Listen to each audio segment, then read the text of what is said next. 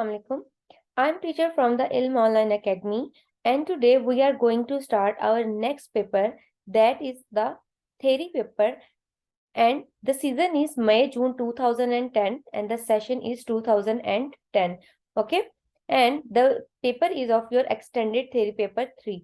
Okay, let's start the paper. You can see the first question on my screen. They are saying that a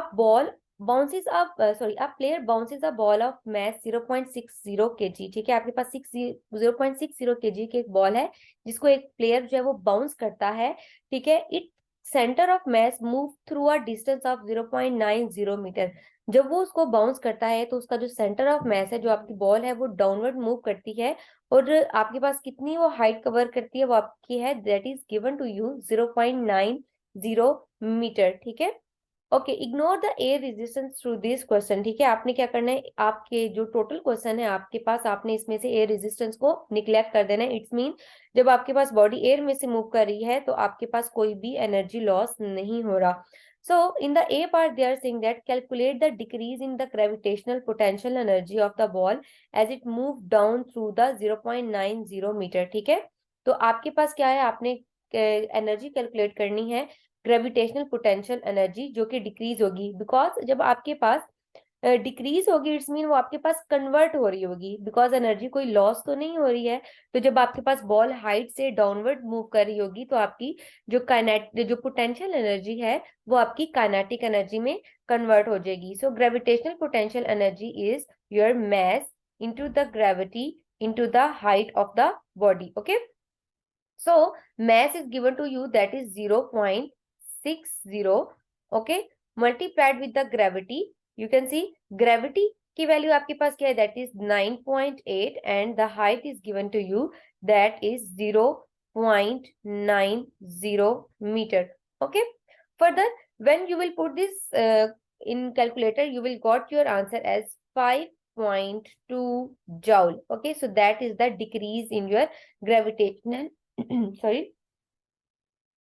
gravitational potential energy. Okay, further next में आपको वो कह रहे हैं, the ball hit the ground at 7.0 metre per second. जब आपके पास ball जो है वो ग्राउंड को हिट करती है तो उसकी वेलोसिटी आपको गिवन है, तो वो कितनी वेलोसिटी के साथ हिट करती है, वो आपके पास 7.0 मीटर पर सेकेंड की वेलोसिटी के साथ हिट करती है. ठीक है, तो इट्स मीन आप यहाँ से कैलकुलेट कर सकते हैं जो कि ग्रेविटेशनल पोटेंशियल एनर्जी, और आपके पास जब वो कन्वर्ट हुई थी काइनेटिक एनर्जी में तो आपकी काइनेटिक एनर्जी की वैल्यू क्या है. फर्दर आपको वो कह रहे हैं calculate the initial energy given to the ball by the player. आपने इनिशियल एनर्जी कैलकुलेट करनी है जो आपके जो प्लेयर ने बॉल को दी थी, जिसकी वजह से आपकी बॉल जो है वो बाउंस करके हाइट पे जाके आपके पास डाउनवर्ड आती है. ठीक है, इसके लिए सबसे पहले हम आपके पास काइनेटिक एनर्जी फाइंड आउट करेंगे एंड देन हम आपके पास potential energy and kinetic energy के चेन से आपकी एनर्जी जो है उसको देखेंगे. ठीक है, सो 1/2 मैस आपको गिवन है, that is 0.60 kilogram and the velocity is 7. So you have to take the square of the 7 as the velocity contains the square root in the formula of kinetic energy. So when you will calculate the kinetic energy, its value will be equals to 14.7 joule. Okay, so now कि आपने कितनी energy given की थी. ठीक है, आपने given energy जो provide करनी है वो आप कैसे करेंगे, आप काइनेटिक एनर्जी में से माइनस कर देंगे इनिशियल एनर्जी, जो आपकी पोटेंशियल एनर्जी है वो. ओके, तो काइनेटिक एनर्जी आपकी है 14.7 और आपकी इनिशियल जो आपने पोटेंशियल एनर्जी है दैट इज योर 5.2. तो जब आप इनकी सब्ट्रैक्शन करेंगे you will got your given energy as 9.3 joule. Okay, that is your given energy. Okay, next इसका आपके पास नेक्स्ट पार्ट की तरफ मूव करते हैं, that is your C part. In the C part they are saying that on another occasion, एक और जगह पे आपके पास क्या होता है कि the player throws a ball into the air to a height of 4 metre above. अब आपके पास हाइट जो है वो चेंज कर दी है कि आपके पास जो प्लेयर है वो हाइट को 4 मीटर अबव जो है वो आपके पास थ्रो कर रहा है. The ball then falls to the ground. ठीक है, और आपके पास बॉल जो है वो आपके पास ग्राउंड पे फॉल करती है. During the impact 22% of the energy is lost. ठीक है, जब आपके पास बॉल जो है वो ग्राउंड को हिट करती है तो 22% आपकी एनर्जी जो है वो लॉस हो जाती है आपकी बॉल की.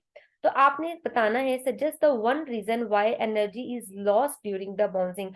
आपने बताना है जब बाउंस करती है बॉल तो आपके पास एनर्जी लॉस्ट क्यों होती है। फर्स्ट थिंग, हम इसमें एयर रेजिस्टेंस की बात तो नहीं करेंगे क्योंकि हमें क्वेश्चन में स्टार्ट में ही कहा है कि आपने थ्रू आउट द क्वेश्चन आपने एयर रेजिस्टेंस को निग्लेक्ट कर देना है, ठीक है। यस, बट आपके पास जब आपकी बॉल बाउंस होगी तो ग्राउंड और आपकी बॉल के दरमियान फ्रिक्शन होगी और आपकी बॉल की जो शेप भी चेंज होगी। जारी बात है बॉल आपकी ग्राउंड को हिट करेगी तो वो थोड़ा बहुत आपके पास उस डी फॉर्म होगी जिसमें आपकी इलास्टिक पोटेंशियल एनर्जी भी आपकी चेंज होगी। तो आपके पास क्या होगा कि due to the friction between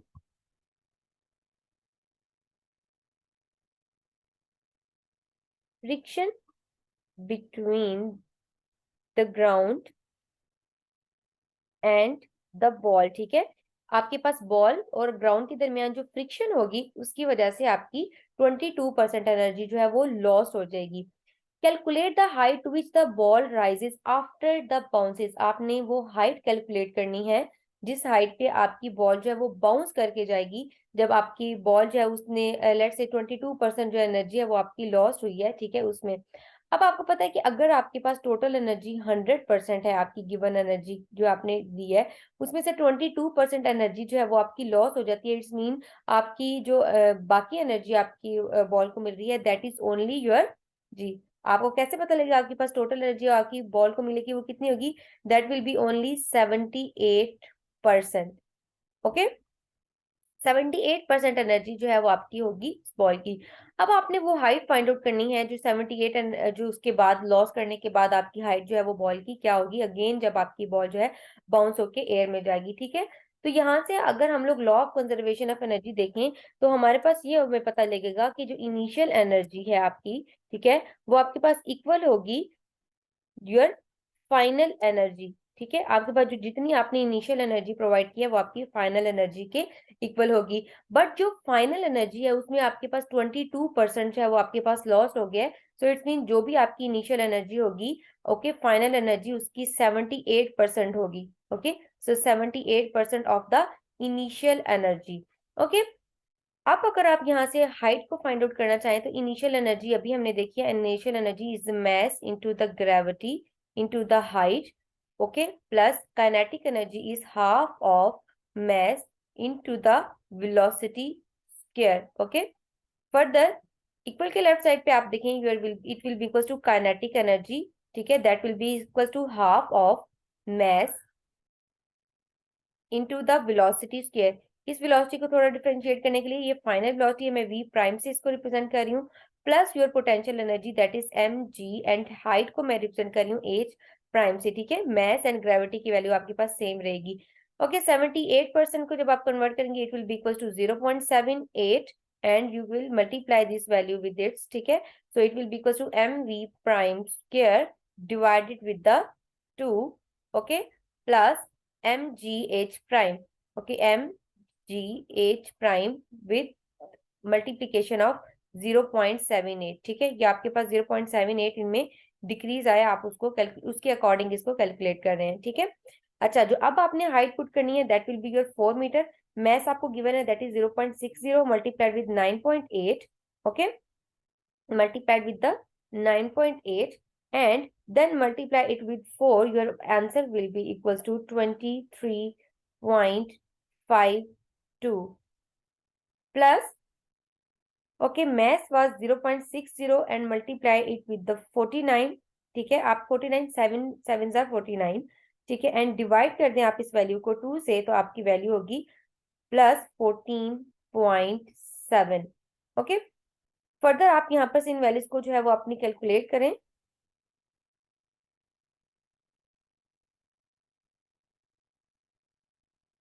Okay, I'm doing the rest in this part. Okay, further 23.52 add करें आप 14.7, so your value will be equals to 38.2 equals to, ठीक है। आपके पास ये जो 38.2 आया, आप इसके डायरेक्टली आप इसका 78% भी फाइंड आउट कर सकते हैं, बट हमें height as prime find out करनी है तो हम यहाँ से इसको टोटल चाहे वो कैलकुलेट करेंगे। Okay, 0.78 is divided with the 2, ठीक है, and then it is multiplied with the 0.60 that is your mass and multiplied with the velocity that is 49. So answer is 11.46. Got it? Plus your mass is 0.60 multiplied with the gravity that is 9.8, and further it is multiplied with 0.78. Your answer is 4.5 into h prime. ठीक है, h prime में मैंने velocity आपकी same ही रहेगी, बस आपके पास h prime जो है इसकी वैल्यू आपके पास चेंज हो जाएगी. Okay, 38.2 minus 11.46. Your answer is 26.74 and divide it with 4.5. okay, that is the value. So h prime will be equals to 26.74 and it is divided with 4.5. so your value will be equals to 5.94. okay, so h prime जो आपके पास है, h prime will be equals to 5.94.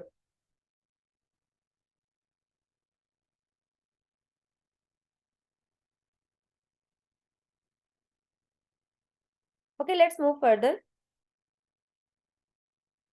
In the third part they are saying that an observer who sees the ball bounces says, ठीक है, जो आपके पास एक observer है, जब आपके पास बॉल बाउंस कर रही है वो उसको ऑब्जर्व कर रहा है, वो कहता है the ball should be slide warmer after the bounces. ठीक है, आपकी जब बाउंस होती है बॉल तो आपके पास क्या होता है, आपकी बॉल जो है वो थोड़ी बहुत वार्म अप हो जाती है, गर्म हो जाती है. ठीक है, आपके पास ऑब्जर्वर ने इसको आपके पास कैसे ऑब्जर्व किया, आपने इसको स्टेटमेंट में बताना है. ठीक है, आपको पता है फ्रिक्शन क्या आपके पास प्रोड्यूस करता है, फ्रिक्शन आपके पास हीटिंग इफेक्ट प्रोड्यूस करता है. ठीक है, एनर्जी जब लॉस होती है आपके पास फ्रिक्शन में, तो फ्रिक्शन आपके पास हीटिंग इफेक्ट प्रोड्यूस होता है. जब आपके पास बॉल जो है अगेन एंड अगेन आपके ग्राउंड को हीट करेगी तो फ्रिक्शन की वजह से एनर्जी लॉस होगी, और वो एनर्जी लॉस आपके पास जो आपकी बॉल से आपको साउंड आएगी जब बाउंस की, उसमें और हीट एनर्जी में लॉस होगी. ओके, तो ये आपके पास ऑब्जर्वर की इस तरफ से आपकी ऑब्जर्वेशन थी.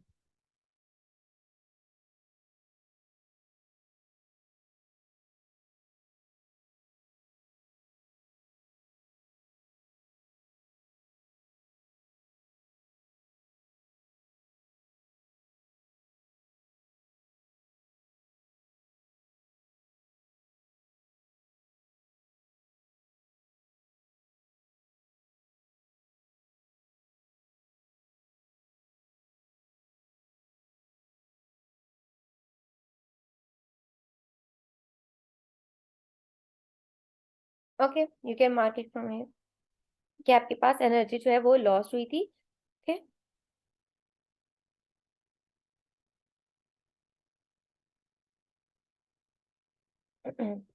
okay, let's move to the question number 2. You can see the question number 2. They are saying that 4 students A, B and C and D. ठीक है, आपके पास 4 स्टूडेंट्स हैं, each have a spring, और चारों स्टूडेंट के पास spring है. Student C and student D, student A and B, आपके पास इनका डाटा जो है आपकी स्प्रिंग के अकॉर्डिंग वो आपको गिवन है. ठीक है, अब देखें, they measure the length of their springs when the spring are stretched by different loads. ठीक है, आपके पास डिफरेंट लोड्स आपको गिवन है 0.5, 1.0, 2.0. उसके अकॉर्डिंग आपके पास जो लोड्स लटकाए जाते हैं, ठीक है, तो आपको उनकी जो एक्सटेंशन है जो आपके पास उनमें स्ट्रेच हुआ है वो आपको उसकी लेंथ जो है उसके अंदर जो भी इंक्रीमेंट आया है उसका डाटा आपको यहाँ पर प्रोवाइडेड है. ए पार्ट में आपने बताना है state which student has loaded the spring beyond the limit of proportionality. ठीक है, beyond the limit of proportionality मतलब आपके पास उसने आपके पास जो लोड को लटकाया है, ठीक है, उसके अकॉर्डिंग आपके पास कौन सा स्टूडेंट है जिसकी लिमिट जो है वो आपके पास ज्यादा है, आपका जो आपकी वायर है वो ज्यादा स्ट्रेच हुई है. ठीक है, अच्छा, आप क्या करें, ये जो चीज है आप इसको ग्राफ से प्लॉट करें. ठीक है, और आप ग्राफ को किस तरह प्लॉट करेंगे, ठीक है, जो आपके पास इंडिपेंडेंट वेरिएबल है that will be on your x axis, और इंडिपेंडेंट क्या है आपके पास, आपका load.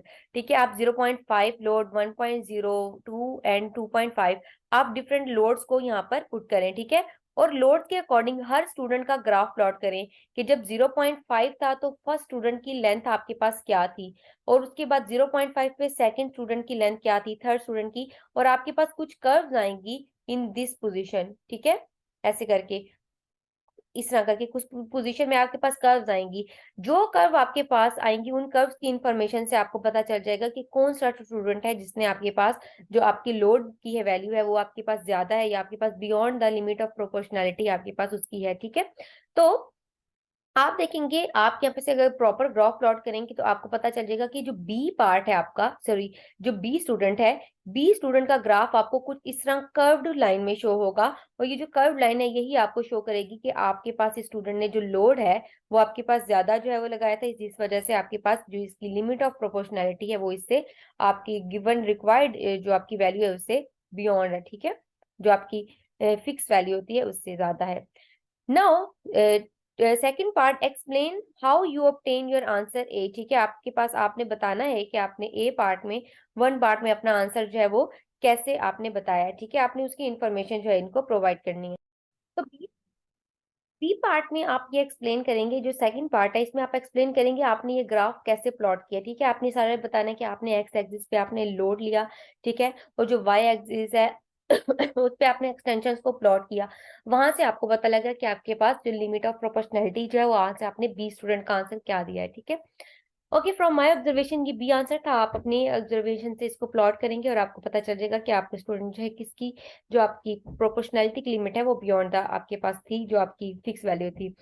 In the B part they are saying that for the spring use by student A, ठीक है, आपके पास जो स्टूडेंट ए ने स्प्रिंग यूज किया है, the extra extension cost by each additional weight is 0.5 newton, ठीक है, हर जो वेट है उसकी वजह से जो एक्स्ट्रा आपके पास इंक्रीमेंट हुआ है लेंथ में वो आपके पास कितना था वो आपको गिवन है, दैट इज 0.5 न्यूटन, ठीक है, एक्स्ट्रा एक्स्ट्रा जो आपके पास एक्सटेंशन है, ठीक है, जो एडिशनल आपने वेट जो है उसको लटकाया था। ओके, तो आपने बताना है कि आपने टेबल से उसको कैलकुलेट करना है कि आपके पास एक्स्ट्रा एक्सचेंज जो आपकी लेंथ में इंक्रीमेंट है वो कितना आएगा। तो आप स्टूडेंट ए की उसकी ऑब्जर्वेशन से देख सकते हैं 6.7 एंड फर्दर आप इसकी वैल्यू से, तो आपके पास जो सेंटीमीटर जो आपके पास एक्सटेंशन में लेंथ में इंक्रीमेंट आया है दैट इज ऑफ 1 सेंटीमीटर, ठीक है, 0.5 जब आपने उसको किया तो दैट वाज 1 सेंटीमीटर। ओके, 0.5 के लोड पे आपको फर्दर जो इन्फॉर्मेशन है वो आपको ऊपर भी गिवन है, जो आपके पास टेबल है, ये सारी रिक्वायर्ड वैल्यूज आपने अपने टेबल के अकॉर्डिंग जो है वो लेनी है। ओके ओके, फर्दर आपके पास ये एक्स्ट्रा एक्सटेंशन आपने बता दी कि जितना आपके पास टोटल लोड था उससे ज्यादा एक्सटेंशन आपके पास कितनी हुई है। सेकंड है the unloaded length of the spring, ठीक है, जब आपने लोड नहीं किया था तो आपने बताना है कि अनलोडेड जो है लेंथ आपके पास कितनी थी। ओके, आपने क्या करना है कि जो आपको रिक्वायर्ड डाटा है उसमें से आप अगर 0.5 का आपने लोड लटकाया है, ओके, अब आपको पता है जो 0.5 न्यूटन का आपने लटकाया है इसकी वजह से जो आपके पास एक्सटेंशन हुई है वो आपके पास कितनी हुई है 1 सेंटीमीटर, और फर्स्ट जो स्टूडेंट ए की रीडिंग आपको दिया है that is 6.7।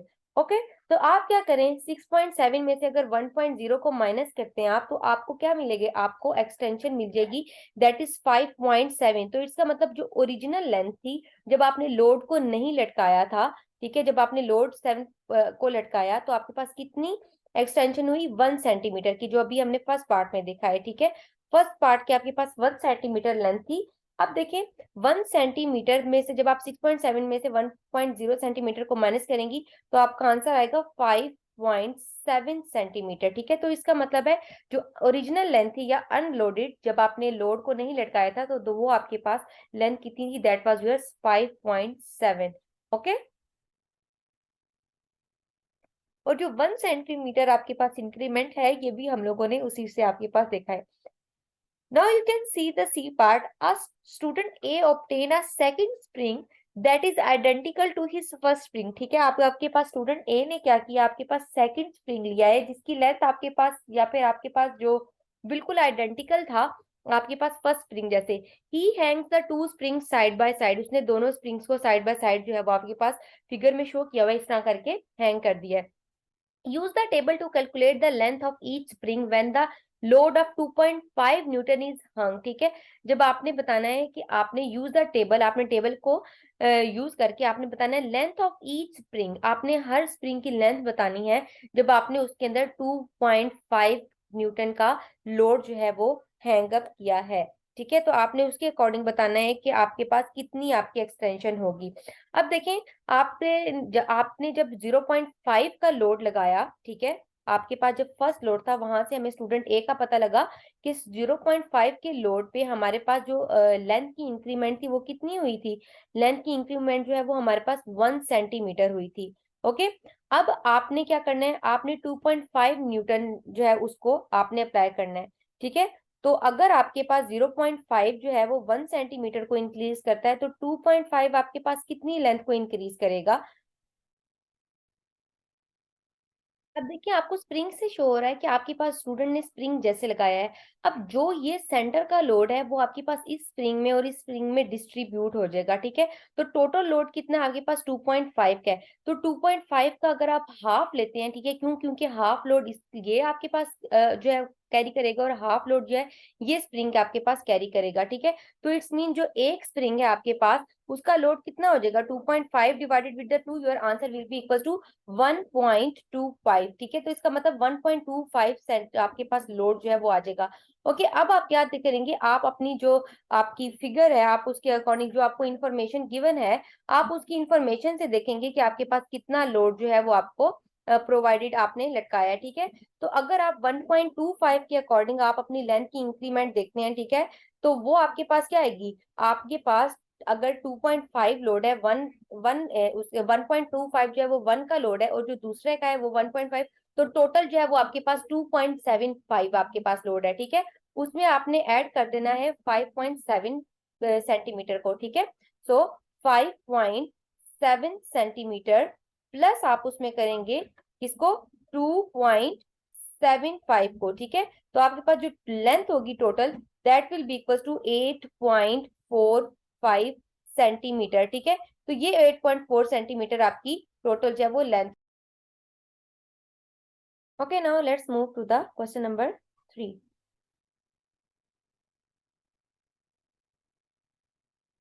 Okay, you can see the question number 3. An ornamental garden includes a small pond which contains a pump system that causes water to go up a pipe and then to run down a heap of frog, ठीक है।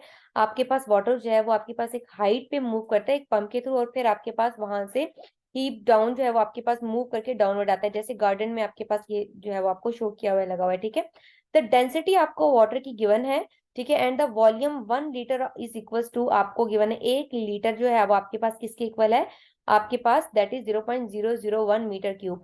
You have to calculate the mass, ठीक है। आपको पता है कि density rho is equal to mass per unit volume, ठीक है। और आपने कैलकुलेट भी कितना करना है, आपने जस्ट 1 लीटर जो है उसका कैलकुलेट करना है और 1 लीटर के लिए आपको वॉल्यूम गिवन है। So separate the mass from this equation, so it will be equal to density into the volume. Okay, so density आपके पास कितनी है, density of the water is 1000 multiplied with the volume of 1 litre is 0.001। Okay, so it will be equal to 1 kilogram, ठीक है। तो आपके पास इसका mess आपके पास आ गया that is equal to 1 kilogram. Now, see the question number 2. Calculate the work done rising 1 liter of water through a height of 0.8 metre. आपने वर्क डन कैलकुलेट करना है। आपको पता है कि वर्क डन आपके पास किसके इक्वल होता है, we know that work done is equal to the energy. ऐसी बात है कि आपके पास वर्क डन ही हमें बताता है कि हमारे सिस्टम में कितनी एनर्जी हुई है। अब इसमें जो एनर्जी यूज हो रही है वो आपके पास वाटर को मोटर से पंप से राइज अप करने के लिए, हाइट पे लेके जाने के लिए। और आपको पता है जैसे ही कोई बॉडी कोई भी चीज हाइट कवर करती है तो उसके अंदर कौन सी एनर्जी होती है, it has potential energy, and we have the formula for the potential energy that is mass into the gravity into the height, ठीक है। अब जो 1 लीटर आपके पास वॉल्यूम दिया हुआ है आपके पास लिक्विड का, उसका मैस अभी हमने आपके पास ए पार्ट में फाइंड आउट किया that is 1 kilogram and the gravity is 9.8 metre per second square and the height, और जितनी हाइट पे आप उसको लेके जा रहे हैं हाइट भी आपको गिवन है दैट इज 0.80 मीटर, ठीक है। सो आप जैसे इसको मल्टीप्लाई करें तो आपको यहाँ से वर्क डन जो है वो भी कैलकुलेट हो जाएगा। सो it will be equals to 9.8 multiply with the 1 and multiply with the 0.8. So your value for the work done will be equals to 7.84 joule work done. Okay, so that is the value for your work done.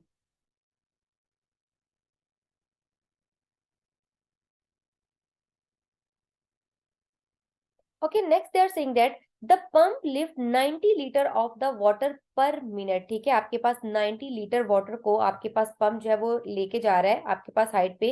Calculate the minimum power of the pump. आपने power बतानी है कि pump जो है वो कितनी power जो है वो यूज कर रहा है.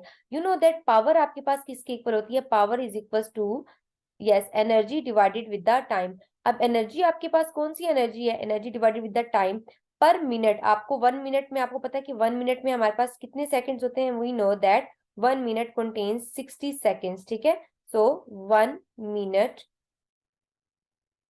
For the time is equals to 60 seconds. ठीक है, और आपके पास जब बॉडी आपके पास हाइट पे कवर करती है तो that will have potential energy mgh. ठीक है, divided with the time 60 seconds.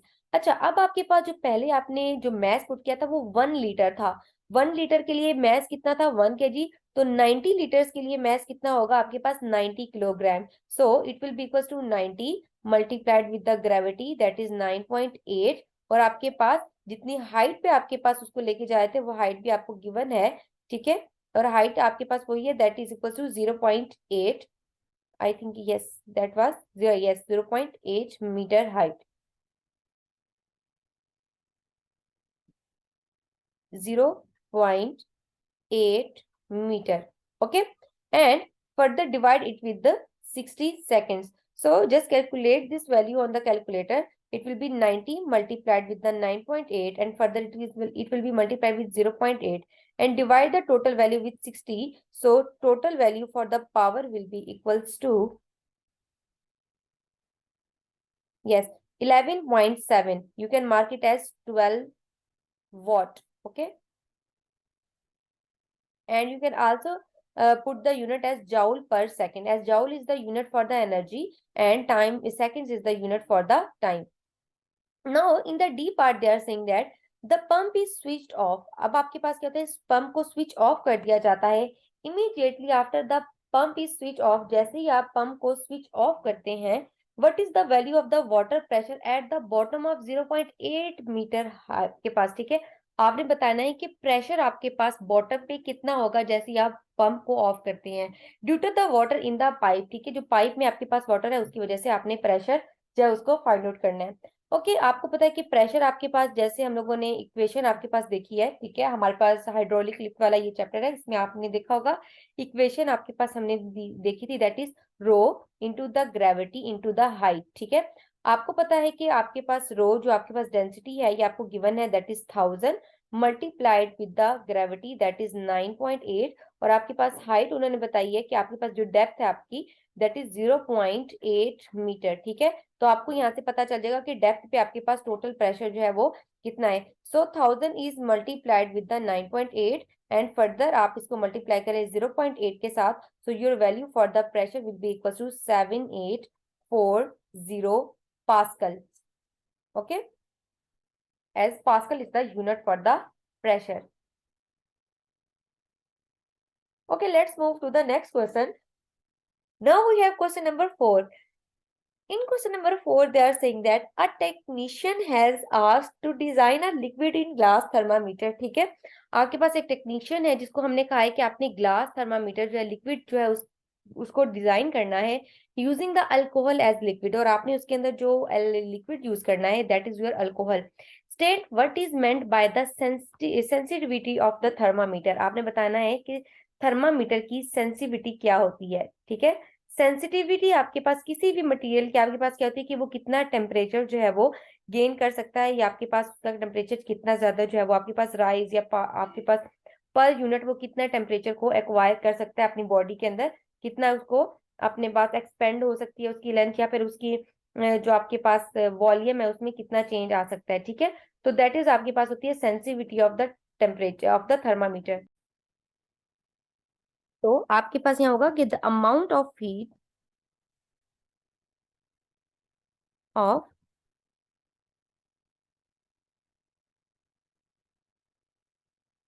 change in the thermometric properties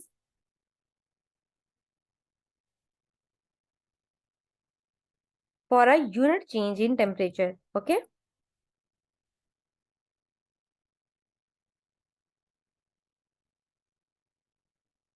कि जब आप टेम्परेचर जो है वो प्रोवाइड करते हैं, ठीक है, अपने थर्मामीटर को, तो उसकी यूनिट चेंज मतलब 1 केल्विन या 1 सेल्सियस जो आपके पास टेम्परेचर है उसको चेंज करवाने के लिए आपके पास कितनी अमाउंट या फिर आपके पास क्या प्रॉपर्टीज जो है उसकी उसमें चेंजिंग आएंगी, ठीक है। बी पार्ट में देखिए आप इसके they are saying that state one design feature of to the technician could use in order to ensure a very sensitive thermometer, ठीक है। कौन सी एक ऐसी आपके पास टेक्नीशियन जो है वो आपके पास डिजाइन करेगा आपके पास थर्मामीटर को ऐसे कि आपके पास जो थर्मामीटर है वो बहुत ज्यादा जो है वो क्या हो जाएगा, सेंसिटिव हो जाएगा, ठीक है। तो उसमें आपके पास ये है कि अगर आपका जो टेक्नीशियन है वो नैरो थर्मामीटर को यूज करे, फर्दर जो है वो आपके पास या उसमें जो बल्ब है वो बहुत ज्यादा थिन यूज करे, ठीक है। तो आपको पता है कि जैसे ही बहुत ज्यादा थिन बल्ब होगा तो वो जैसे ही थोड़ा सा भी हीटअप होगा तो वो आपके पास उसमें चेंजिंग्स आना स्टार्ट हो जाएंगी, ठीक है। तो अगर आपके पास थिन बल्ब होगा, फर्दर आपके पास ये है कि आप इसमें और भी कह सकते हैं कि आपके पास अगर नैरो हो उसकी विड्थ तो आपके पास जो टेम्परेचर है उसको राइज अप होने में भी आपके पास जल्दी जो है वो आपके पास राइज अप हो सकेगा, ठीक है। तो ये आपके पास थोड़ी चेंजिंग्स है जो वो आपके पास इसको सेंसिटिव करने में यूज कर सकता है।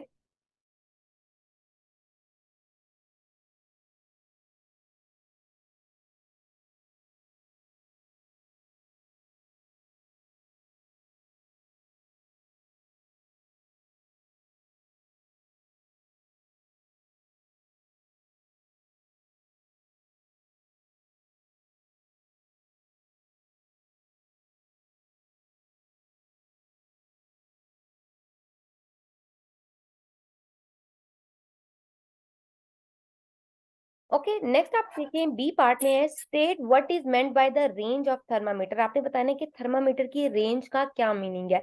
रेंज थर्मामीटर की ये होती है कि आपका थर्मामीटर कितनी रेंज का क्या मैक्सिमम कितना टेम्परेचर जो है वो आपके पास क्या कर सकता है, आपका मेजर कर सकता है, ठीक है। ये आपके पास होती है रेंज इस थर्मामीटर की।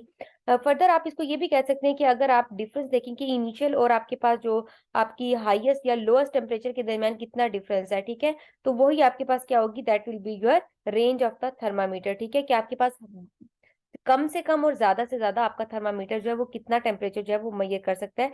So you can write it age difference between the highest and the lowest temperature.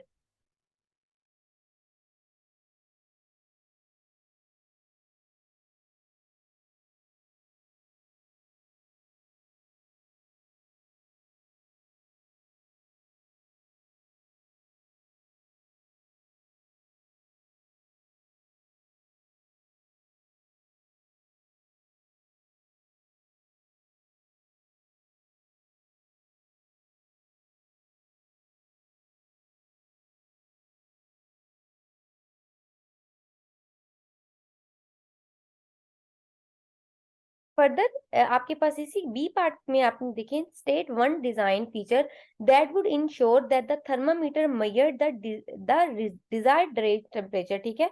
अगर आपके पास जो डिजायर्ड रेंज है टेम्परेचर की, जो आप चाहते हैं कि इतना आपका टेम्परेचर जो है वो आपका थर्मामीटर मेजर कर सके, तो आपने वो बताना है कि वो आपके पास जो है उसमें आपने कोई एक फीचर ऐसा इन्वॉल्व करना है, ठीक है। तो उसमें यह है कि आप जो है ट्यूब को लॉन्ग यूज करें, ठीक है। फर्दर आपके पास ये है कि आपने जो आपका बल्ब है, ठीक है, या जो भी आपकी जो थर्मामीटर की ट्यूब है, ठीक है, वो आपके पास क्या होनी चाहिए, उसमें ज्यादा लिक्विड नहीं होना चाहिए, ठीक है। तब आपके पास आपको पता चल जाएगा कि वो आपके पास कितना जो है वो टेम्परेचर जो है उसकी रेंज को मेजर कर सकेगा। So first of all is tube should be long and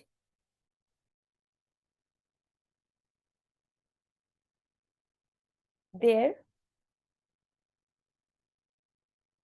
not be too much liquid। Okay, आपके पास ज्यादा लिक्विड जो है उसमें नहीं होना चाहिए।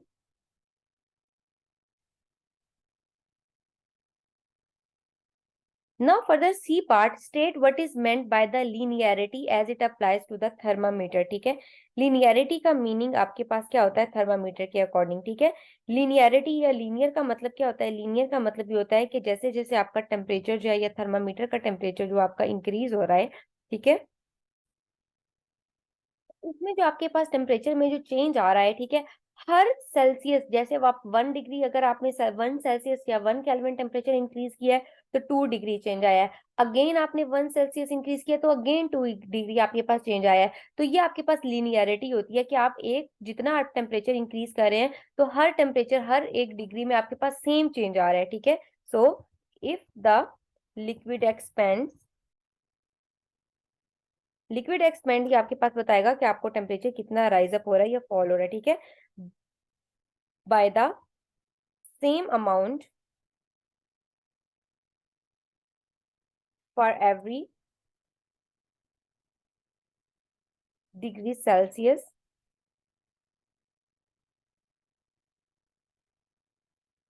rise in the temperature.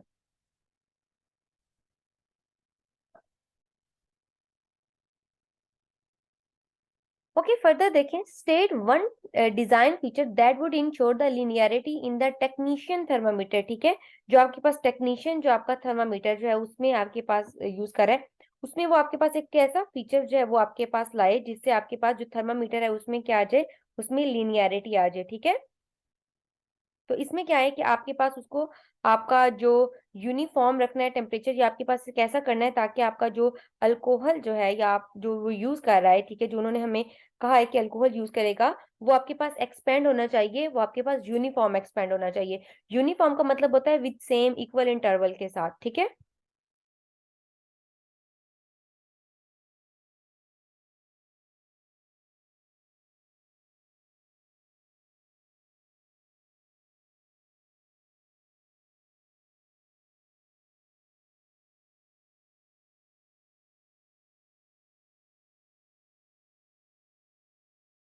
Okay.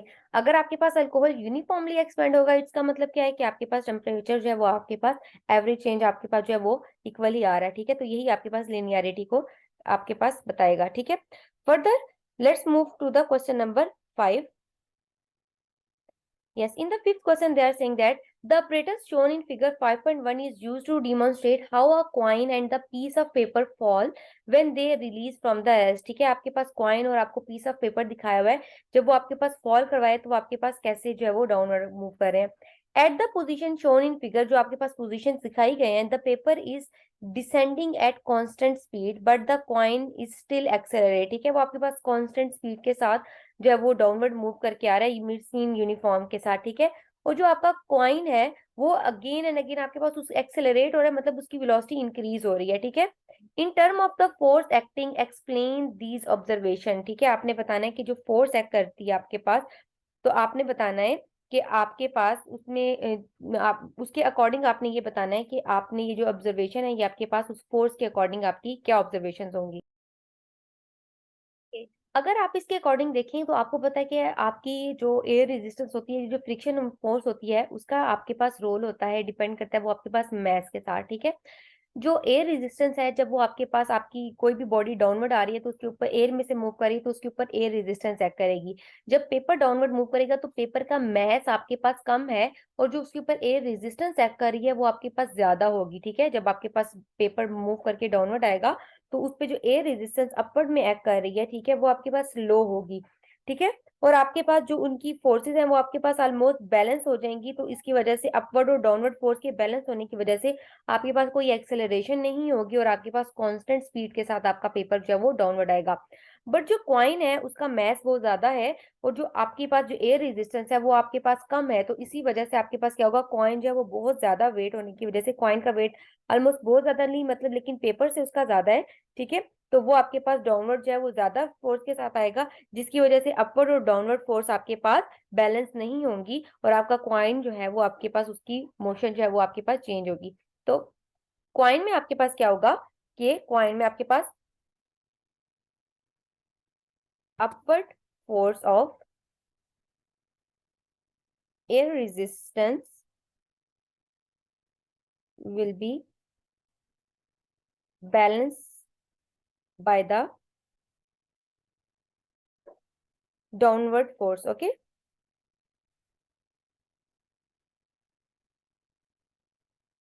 And body will not accelerate. Sorry. And for the coin,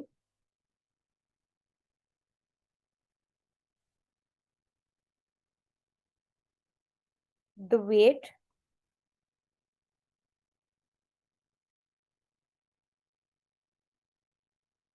will be bigger than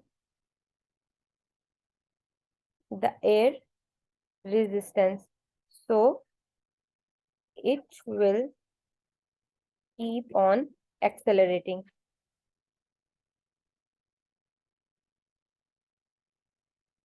Okay. Now in the B, a vacuum pump is now connected at A. ठीक है, आपके पास एक vacuum pump जो है वो A position पे आपको attach किया, आप फिगर में देख सकते हैं. And there air and the air in the tube is pumped out. ठीक है, और आपके पास एयर जो है उसको पंप आउट किया जा रहा है, आपके पास बाहर निकाला जा रहा है उस ट्यूब से. The paper and coin are again made to fall to rest. ठीक है, अगेन आपके पास उनको गिराया जाता है जब आपके पास सारी एयर जो है उसको निकाल लिया जाता है. State one difference that would be observe. ठीक है, आपने एक डिफरेंस लिखना है जो आपके पास ऑब्जर्व किया आपने. Compare with what you have observe when the air was present. ठीक है, जब आपके पास एयर प्रेजेंट थी और आपके पास जब एयर को रिमूव कर दिया गया है, ठीक है, तो आपने उसके दरमियान में बताना है. ठीक है, अब देखिए जब एयर आपने रिमूव कर दिया है तो आपका जो पेपर है, पहले तो उस पे एयर रेजिस्टेंस चेक करी थी. ठीक है, और आपका जो पेपर है वो आपके पास सिंपली डाउनवर्ड, वो आपके पास कांस्टेंट एक्सेलरेशन से मूव करेगा. बट अगर अब आपके पास एयर रेजिस्टेंस नहीं है तो उसके ऊपर सिर्फ ग्रेविटी की फोर्स होगी, तो आपका पेपर जो है वो डाउनवर्ड जो है वो ग्रेविटी में एक्सेलरेट होगा. पहली बात ये होगी कि पेपर जो है वो एक्सेलरेट होगा आपका. ठीक है, और जो आपके पास आपका क्वाइन है, ठीक है, आपका जो कॉइन है उसकी जो स्पीड का रेट है वो आपके पास क्या हो जाएगा, वो इंक्रीज हो जाएगा. क्यों? क्योंकि उसका उसका वेट भी पहले भी ज्यादा है.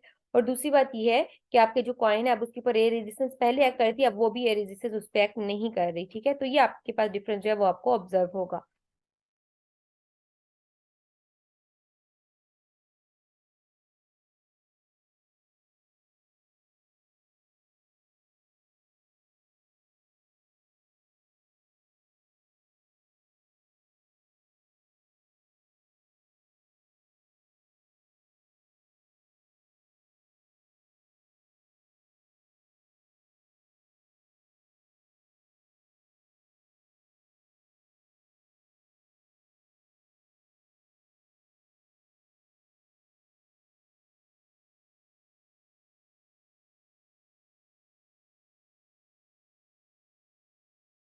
Okay, you can note that. ठीक है, अब यहाँ तक हमारा ये चैप्टर नंबर जो आपके पास एक्सटेंडेड पेपर है इसका हमारे पास हाफ पोर्शन हो गया. इंशाल्लाह नेक्स्ट जो पोर्शन है वो हम नेक्स्ट वीडियो में डिस्कस करेंगे. Okay, thank you, Allah Hafiz.